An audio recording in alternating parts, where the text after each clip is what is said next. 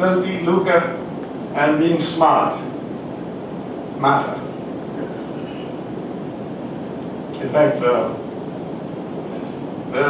the West has been projecting a great struggle with a new version of the old Crusaders struggle between the Christians and Muslims, which is absolute nonsense. It's basically the market, and many societies are not happy with the market. And I think Islam is the only force in the world today which is fighting the market. You don't have any other force today. You go to Europe, you go to England, you find the churches don't exist any longer. They've just collapsed. And those properties are all auctioned and they're bought by somebody else. I'm not decrying all this. I'm just mentioning that this is the change.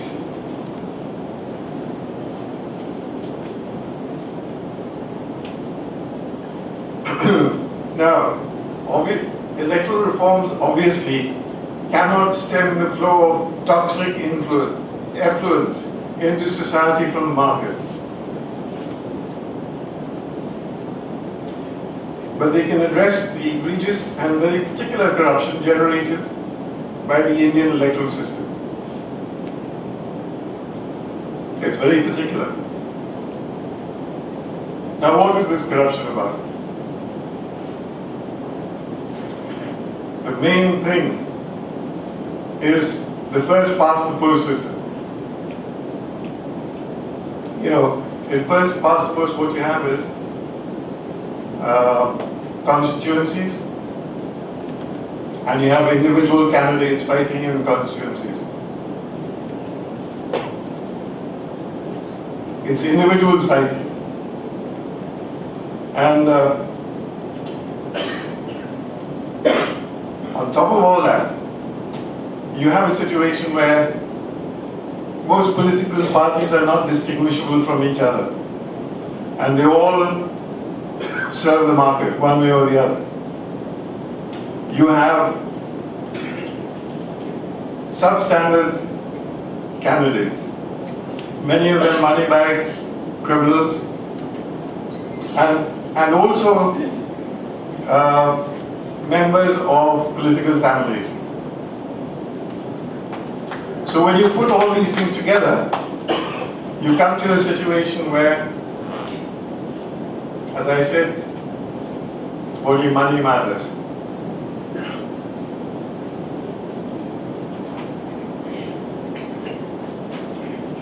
And you believe that if you spend more, I mean, you're going to win the election. Now, the Americans and the Brits also have first past the post. The difference being that first past the post in those countries is financed mostly from public contributions and contributions from the corporate sector. In India, it is fed by ransacking the government treasury. That's the difference. And this is the core of the problem. Now, the requirement of the first past the post system, requirement of funds, is endless.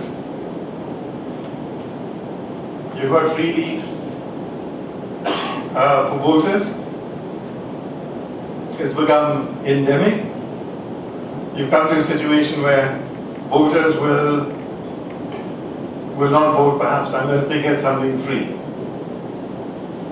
In Tamil Nadu, they've accumulated so many TV sets that there's no space left in the house for a fourth or a fifth TV set.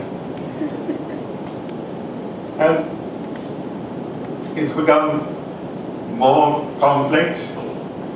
You now get an insurance premium somewhere for your health or something. There's no guarantee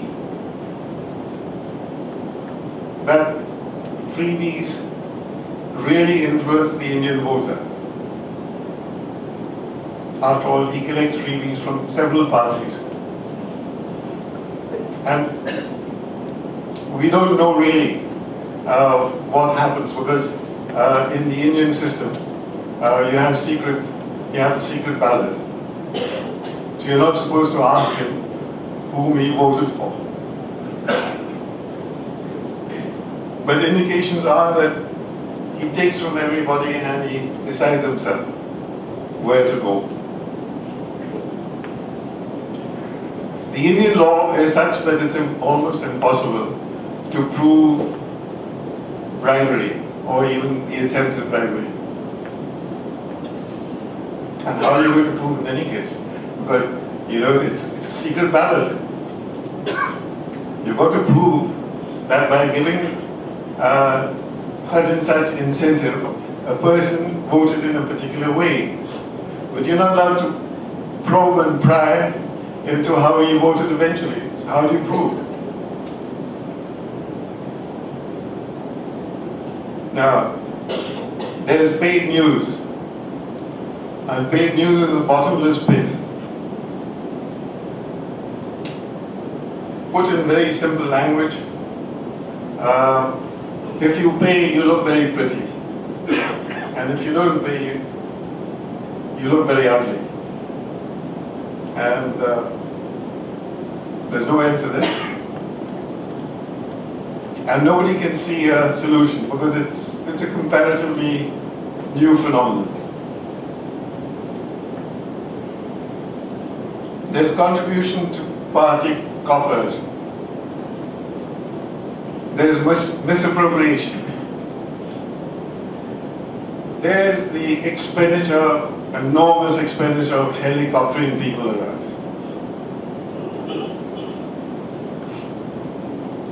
Fortunately, many of these nasty people also die in accidents.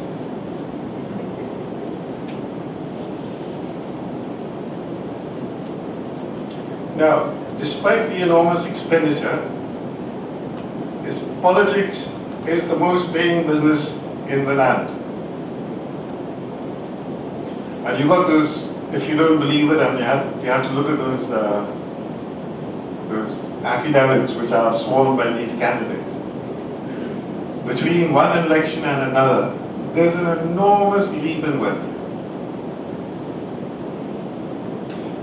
To begin with, they were very, very shy and prim and so on, and they said, no, we don't have any. Now they don't care. I mean, they flaunt their riches, even in their affidavits.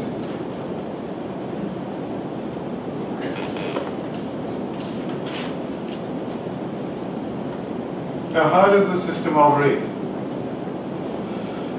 As soon as a government is installed, ministers, representatives, home and on projects, and budgetary heads most easily milked.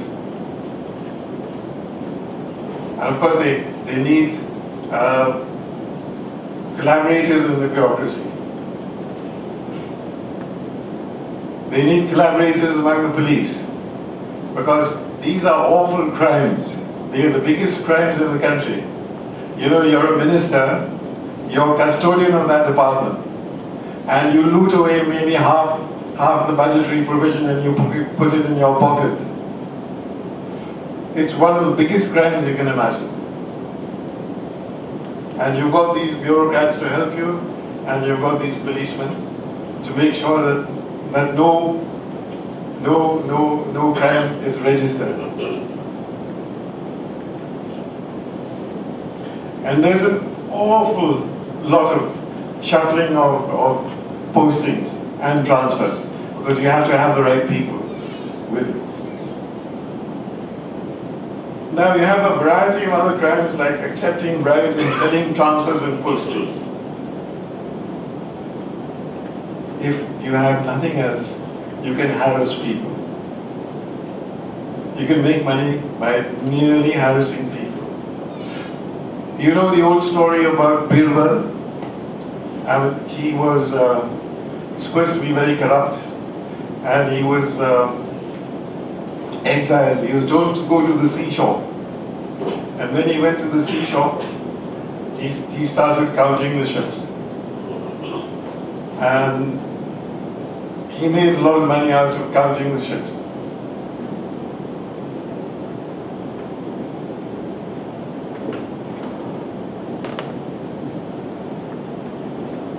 Now this loot is invested in real estate, in speculation, in private companies.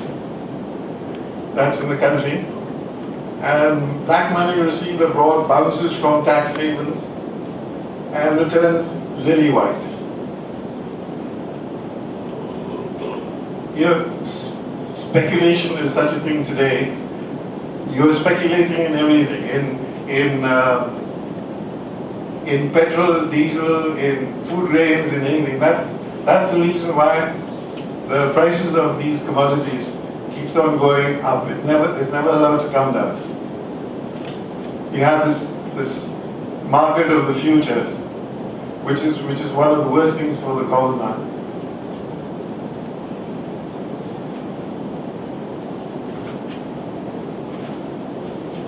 Now, looting the state under the first past the post system is not enough for the insatiable mores of political parties and candidates.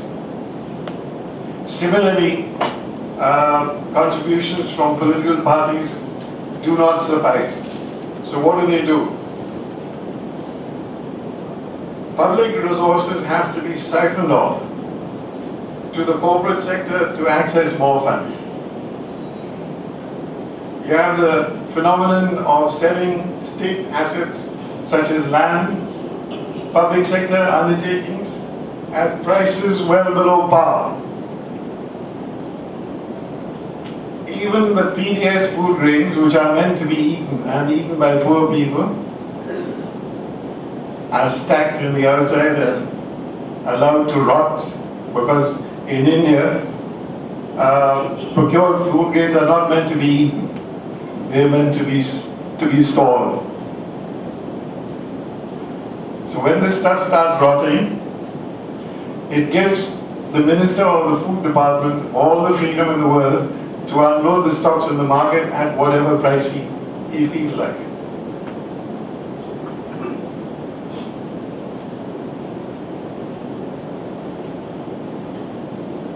The corporate sector gets massive tax benefits and write-offs of unrecovered loans to big businesses. There are favorable policies, sometimes tailor-made as a special favor to one business house. There are a number of recent examples. You have the examples of expropriating tribals, farmers, entire villages. And Orissa, for example, is replete with instances of this kind.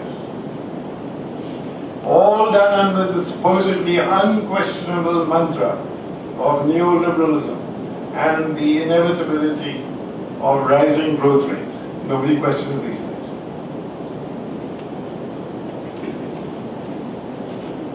Now, the corruption has blighted the organs of the state.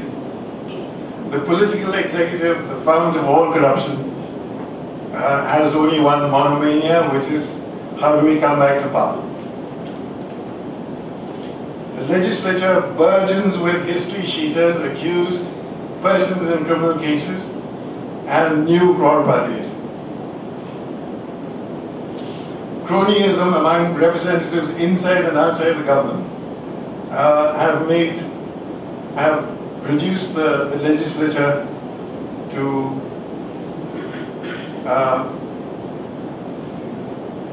sitting happily with the political executive instead of being a check on it.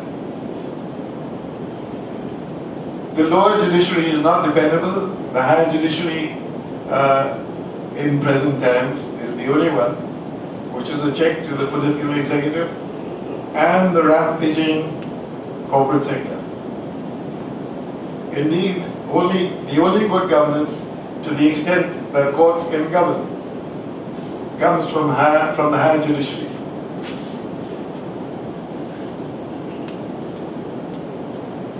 Now, here are some of the punchlines. So, it is imperative that the first past the post system in India, which thrives on looting and requires criminals to operate, and which would have collapsed under the weight of its own infamy, but has survived only because of the credibility lent to it by the integrity of the Election Commission, must go and be replaced by proportional representation. If you have proportional representation, the contest will be within political parties. And all this money will not be required because there are no faces. There are no faces anywhere. And these individuals who think that by outspending each other, they're going to win, all those will disappear. There's just one party versus another party. And if in a state, say you have, for the sake of simplicity, you have 100 seats, and your party gets 15 seats, 15% of the votes cast, automatically you get 15 seats. Somebody gets 12, somebody gets 20, and so on. And the representatives will be chosen by the political party from a list already made by them and perhaps circulated to the public. So if you vote for a particular party, you'll get a flavor, a pre-flavor of what kind of people you're going to get. It may not be a Goan flavor. It might come from some other part of the country where the cooking is not so good. So you perhaps will not vote for that party.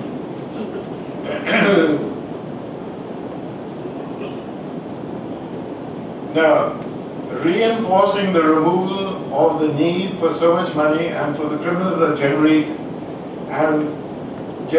and operated, there are two long-standing recommendations for electoral reform which have to be legislated into the law. The first is that if a person has been charged by a court for an offence which carries a sentence of 5 years or more, he'll be disbarred for the time